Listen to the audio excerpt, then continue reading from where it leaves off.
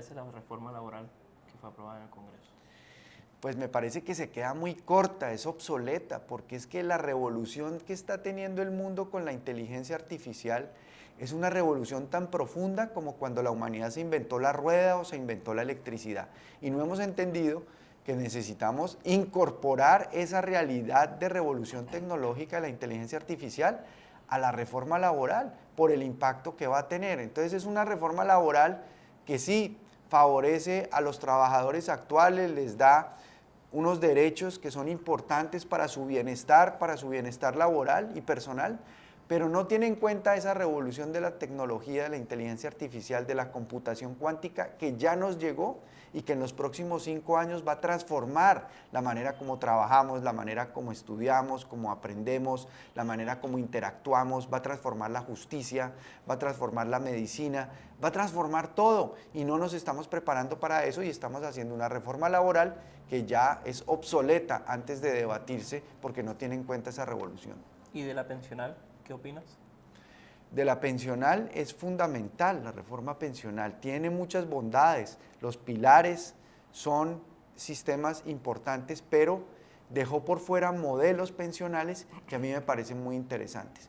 Por ejemplo, el modelo de CAXDAC, que es la Caja de Pensionados de los Aviadores Civiles.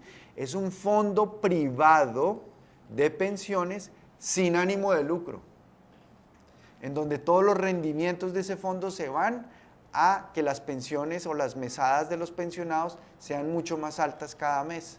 Yo creo que ese es un modelo interesante para que consideremos en Colombia, donde los trabajadores son dueños del fondo pensional, se administra el fondo pensional, es un fondo privado, pero sin ánimo de lucro.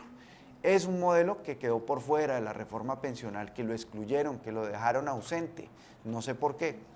Entonces, tampoco se trata de satanizar todo lo que sea privado, porque las alianzas público-privadas han servido para que Colombia avance en materia de infraestructura, en materia de salud, en materia de muchos temas.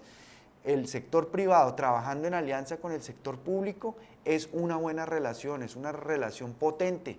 ¿Por qué satanizar todo lo privado y excluir todo lo privado de todo? Me parece que es un grave error. Que Petro proponga a estas alturas, a pocos meses de las elecciones, estrategias antifraudes, ¿no es un discurso peligroso?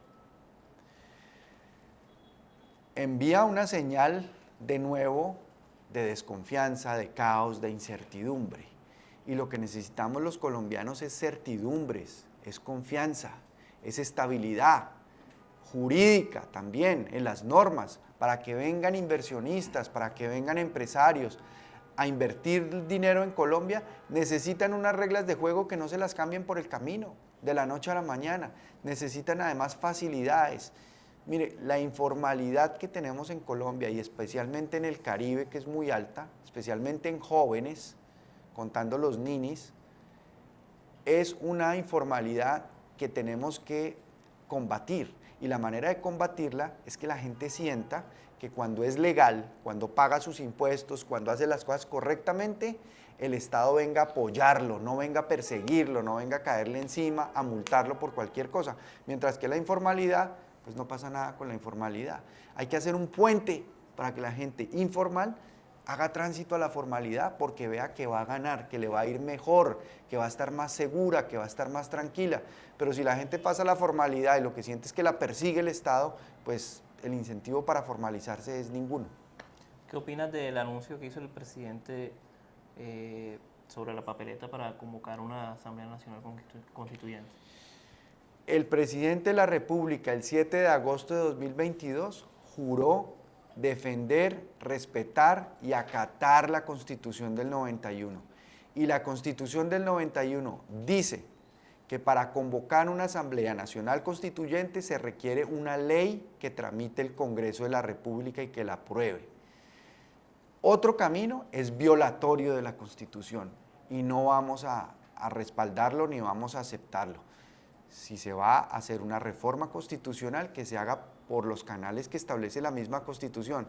Pero yo no creo que la Constitución hay que reformarla. El problema no está en la Constitución. El problema está en no cumplir la Constitución, en que todo el capítulo de derechos de la Constitución, que es un aporte del nuevo liberalismo a la Constitución del 91, hoy no se garantice y que seamos el tercer país más desigual del mundo. Se nos volvió eso paisaje, como normalizado, como que ya nadie le para bolas a eso, y no podemos aceptar ser el tercer país más desigual del mundo. Tenemos que trabajar en resolver ese problema estructural. Hace poco anunciaron la coalición Ahora Colombia, con Sergio Fajardo, con Robledo. En las elecciones anteriores, al sector del centro no le alcanzó. Hubo ciertos errores, ciertas situaciones que ocurrieron. ¿Qué van a hacer para estas elecciones, para no repetir esos errores del pasado y que les alcance el impulso para llegar a ganar la primera vuelta o hipotéticamente una segunda vuelta? Bueno, empezamos por el Congreso de la República, por una lista al Senado de coalición entre el partido Mira, Dignidad y Compromiso y el Nuevo Liberalismo.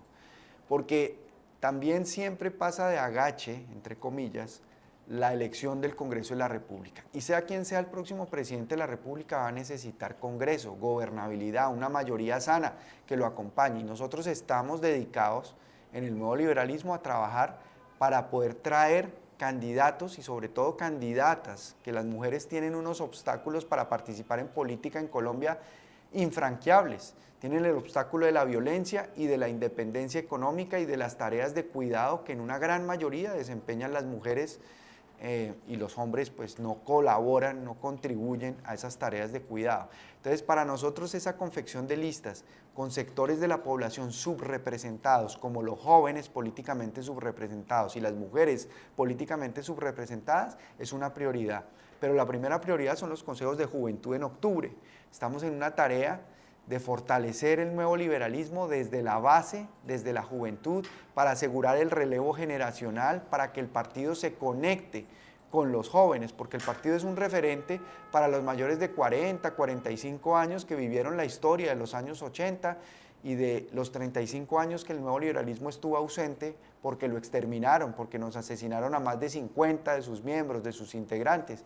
Y pues ahora que hemos renacido, que la Corte Constitucional nos restituyó la personería como un acto de reparación, pues vamos a aprovechar ese espacio precisamente que sirva para defender causas inspiradas en las ideas liberales, pero causas que permitan modernizar el Estado, modernizar la política y que la gente, sobre todo jóvenes y mujeres, puedan llegar a la política, a tener la representación que necesitan para influir en las decisiones del país.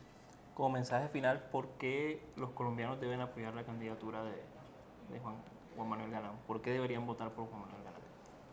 Yo lo que estoy trabajando en este momento no es una aspiración mía personal. Yo estoy trabajando en construir un equipo, un colectivo, y en estar dispuesto a bajarme de mi ego, si es preciso, para apoyar a que este equipo llegue el año entrante al gobierno de Colombia, al Congreso de Colombia, y trabaje enfrentando esos retos que he mencionado, que son retos muy grandes, muy complejos, muy difíciles, para los cuales, repito, el equipo es definitivo, es fundamental, y yo voy a contribuir a que ese equipo triunfe.